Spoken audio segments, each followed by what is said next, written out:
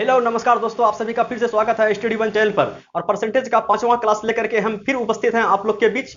तो चलिए तैयार हो जाइए क्वेश्चन का पोस्टमार्टम करने के लिए। ठीक है, देखिए पहला क्वेश्चन आप लोग के सामने है। किसी संख्या का 35% 175 है, तो अब जो है 175 का कितना परसेंट वह संख्या हुआ। कहने का मतलब देखिए इस टाइप का सवाल तो बनाए हैं, थोड़ा सा टाइप को उल्टा करके आज लाए हैं क्वेश्चन। ठीक है, कहने का मतलब देखिए किसी संख्या का 35%, आप लोग को पता है कि 35% कितना है, 175 है। ठीक है, सबसे पहले वह संख्या हम निकालेंगे, उसके बाद फिर जो आगे बोल रहा है उसको करेंगे। सबसे पहले संख्या निकालने के लिए इसका हम 100% निकालेंगे। तो 100% निकालने के लिए क्या करेंगे, पहले 1% निकालने के लिए 175/35 हो जाएगा। फिर 100 से गुना करेंगे। चलिए 100 से गुना, अब 100% का वैल्यू निकल गया। ये 35 से कितना बार में कट जाएगा, 5 बार में। संख्या हमारे पास निकल के आ गया कितना, 500। अब बोल रहा है कि ये जो संख्या आप निकालें 500, 175 का कितना परसेंट है। तो का और से वाला तो फंडा पहले बता दिए हैं कि जिसका का बोले और से बोले, तो 175 का वह संख्या कितना परसेंट है। तो 175 का जिसका का है उसको नीचे रखें। किससे तुलना किया गया है, इस संख्या से। तो इस संख्या को ऊपर लिख दिए, परसेंटेज लाने के लिए 100 से गुना कर दिए। ठीक है, अब कटाइए। 25 से कटेगा, 25 से एकदम कटेगा, 7 बार में कट जाएगा। और चलिए इसी को कटा दीजिए, इसको नहीं कटाएंगे। चलिए 25 दूना 50, इसको कर दिए 20। ठीक है, कितना हो गया, 2000 भागा 7। तो 2000 भागा 7 जब आप लोग दीजिएगा तो कितना आएगा। तो 7 दूना 14, सत्या 21, 7 बार में 2 बार में खाएगा, 7 दूना 14, 6 बचेगा। तो कितना हो गया, 60 हो गया। तो 7 49, 7 8 56, फिर 4 बचा, फिर 40 हुआ। 7 पचे 35, 7 पचे 35, 5 बचा, 5 बचा। और ये 5 ऊपर चला जाएगा और ये 7 नीचे हो जाएगा। किसी को कोई दिक्कत, 285 सही 5/7%। कोई दिक्कत। चलिए देखते हैं अगला क्वेश्चन। देखिए इस सवाल को देखिए, थोड़ा थोड़ा लेवल अप कर रहे हैं, क्या कि 2-3 क्लास, 4 क्लास में तो लो लेवल का क्वेश्चन अवे किया है। चलिए देखिए, दो संख्याओं का योग जो है 2490 है, उसमें से एक संख्या का 6.5% दूसरी संख्या के 8.5% के बराबर है। तो ये संख्याएं क्या है, कुछ नहीं, सवाल में दम में न है। देखिए दो संख्या का योग इतना है। एक संख्या मान लीजिए उस संख्या मेरे पास a है और दूसरा संख्या मेरे पास क्या है, b है। ठीक है, कहने का मतलब बोल रहा है कि एक संख्या का 6.5%, 6.5% ये बराबर है दूसरी संख्या का कितना परसेंट के, 8.5% के, 8.5% के, यही है ना, बराबर है। चलिए पॉइंट से पॉइंट खत्म, परसेंटेज से परसेंटेज कट गया और ये पॉइंट से ये पॉइंट उड़ गया। कहने का मतलब बराबर नीचे आएगा, बराबर कटिए जाएगा। अब धीरे धीरे कटाइए, ये कटेगा 5 से, 13 बचे 65, 17 बचे 85। कहने का मतलब क्या हो गया, a बटे बी निकल के आ गया हमारे पास कितना, 17/13।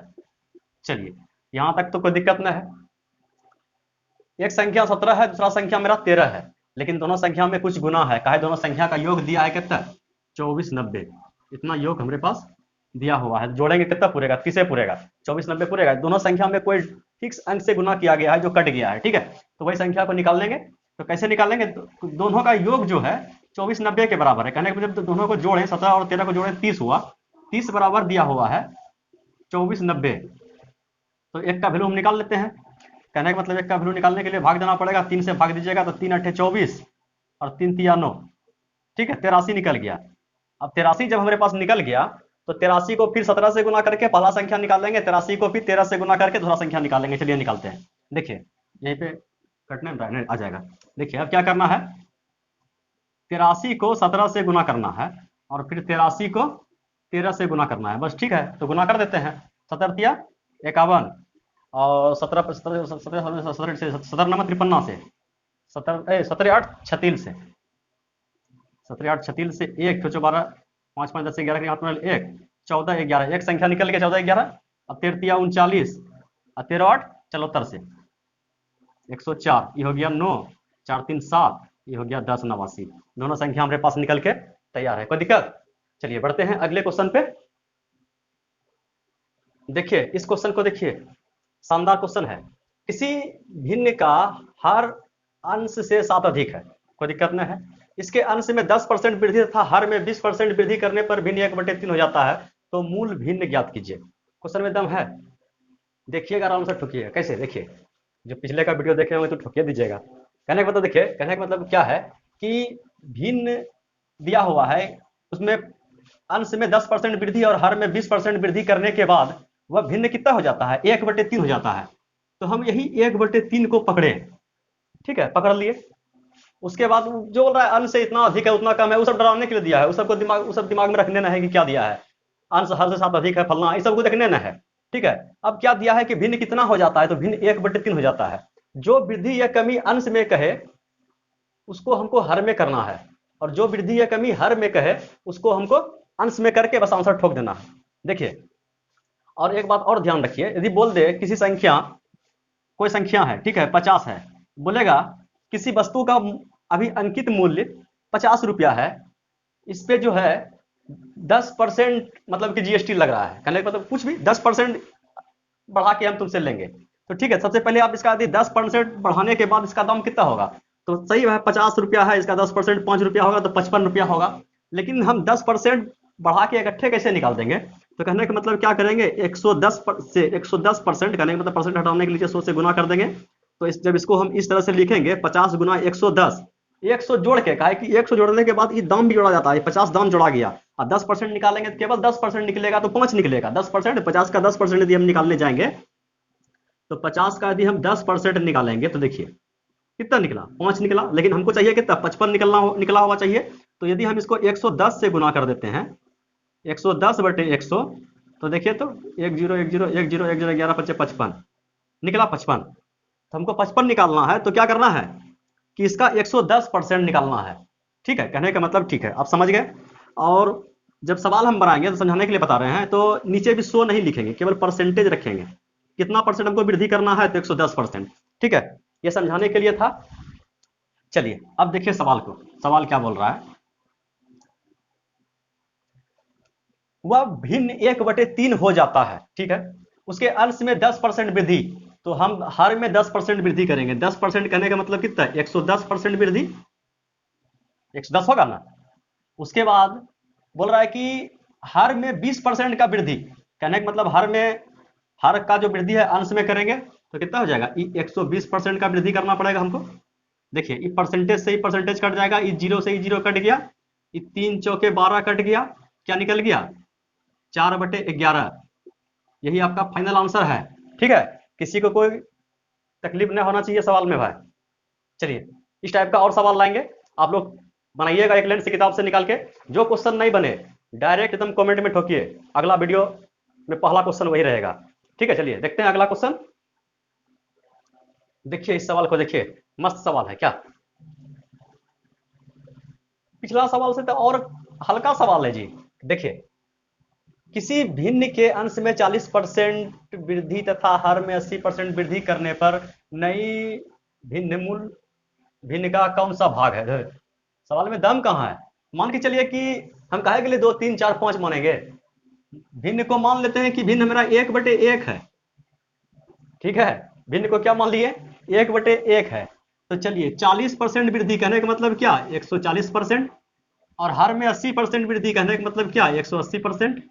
परसेंट से परसेंट साफ, जीरो से जीरो साफ, क्या निकला, 14/18।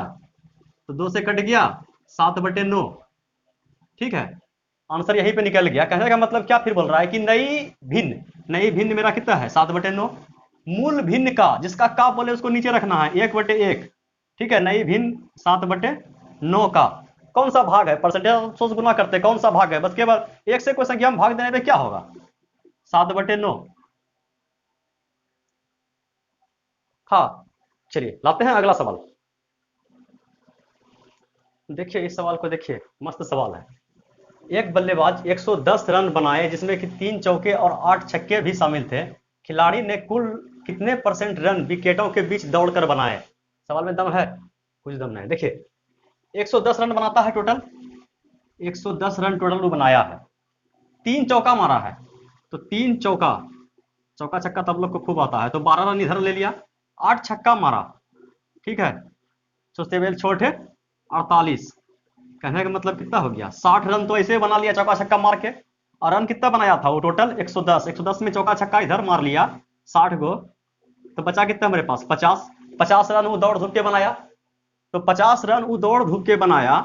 फिर सवाल क्या बोल रहा है कि कुल रन का, कहने का मतलब क्या है, खिलाड़ी ने कुल कितने परसेंट रन विकेटों के बीच दौड़कर बनाए। तो हमको तुलना किससे करना है, 50 रन बनाया किससे, 110 से। ठीक है, 110 का बनाया, तो परसेंट लाने के लिए 100 से गुना, E0 से E0 साफ, कितना हो गया 500, 500 बटे 11, बस 500 के 11 से भागा देना है, कितना हो जाएगा 11 चौक 44, 11 चौक 44 बचा इधर 6, तो 11 पचे 55, 55 इधर बच गया 5, 55 5 60, तो 5 बटे 11, कोई दिक्कत। 45 सही 5 बटे 11% भूल गए, 45 सही 5 बटे 11% रन जो है वह केवल विकेटों के बीच दौड़ के बनाया। किसी को कोई दिक्कत। चलिए बढ़ते हैं अगले क्वेश्चन पे। देखिए इस सवाल को देखिए, मस्त सवाल है लेकिन सवाल में दम नहीं है, मस्त तो है लेकिन दम नहीं है। 25% बिक्री कर सहित एक रेडियो का मूल्य 825 रुपया है, तो बिक्री कर कितना रुपया होगा। कहने का मतलब देखिए कि 25% को कैसे लिखते हैं, 25% समझाने के लिए लिख रहे हैं, तो परसेंट हटाइएगा तो नीचे 100 से भाग जब कटाइएगा तो कितना होगा 1/4 हो जाएगा। ठीक है, 1/4 हो जाएगा, परसेंट हटाने के लिए 100 से भाग देंगे, कटा देंगे 1/4 कहने का मतलब आप लोग क्या समझते हैं, यदि उसका मूल्य जो है 4 रुपया था तो 1 रुपया उस पर टैक्स लग रहा है। 4 रुपया अगर उसका मूल्य है तो 1 रुपया उस पर क्या लग रहा है, टैक्स लग रहा है। तो 1 रुपया टैक्स लग रहा है, क्या बोल रहा है कि बिक्री कर समेत जो है 825 रुपया है। कहने का मतलब दोनों को जोड़ दिया है, टैक्स और मूल्य दोनों को जोड़ देने के बाद कितना होगा 5, 5 का वैल्यू कितना बता रहा है 825 रुपया बता रहा है। 4 रुपया मूल्य है, 1 रुपया टैक्स ले रहा है, 25% से निकाले भाई 1/4। ठीक है, 4 रुपया मूल्य है, 1 रुपया टैक्स ले रहा है, दोनों को जोड़ के हुआ 5 रुपया। 5 रुपया का वैल्यू सवाल बोल रहा है कि 825 रुपया है, तो हम 1 का वैल्यू निकाल लेंगे, तो 16 पंचे 80, 16 पंचे 80 और ये 5 25, 165 रुपया यही तो पूछ रहा है कि टैक्स कितना है, 165 रुपया। सवाल में दम था। चलिए लाते हैं अगला सवाल। देखिए इस सवाल को देखिए, मस्त सवाल है। एक दलाल की कमीशन 4% से 5% कर देने के बाद भी उसकी आय अपरिवर्तित रही, तो उसके व्यापार में कितना परसेंट का हानि होगा। सही बात है, जब उसका कमीशन बढ़ गया 4 से 5 कर दिया तो उसके बाद भी जो है उसका इनकम में कोई चेंज नहीं आया, इसका मतलब उसका व्यापार में कमी आया। तो 4% का वैल्यू आप लोग क्या समझते हैं, 4% और 5%। ठीक है, तो 4% का मतलब क्या होता है, तो आप बोलिएगा कि 1/25 होता है। ठीक है, 5% का वैल्यू क्या होता है, तो आप लोग बोलिएगा कि 1/20 होता है।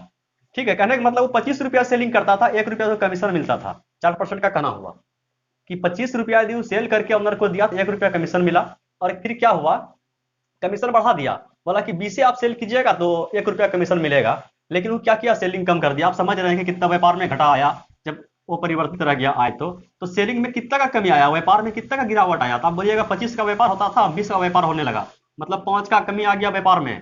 पहले कितना का व्यापार होता था 25 का, मूल तुलना करना है पहले वाला से, क्या बोल रहा है ना, कितना परसेंट कमी आया, तो मूल मेरा 25 यहाँ है, 25 से तुलना करना है, तो परसेंटेज लाने के लिए 100 से गुना कर देंगे, तो 25 चौके 100, 5 चौके 20%, आंसर 20% की गिरावट आई। किसी को कोई तकलीफ सवाल में।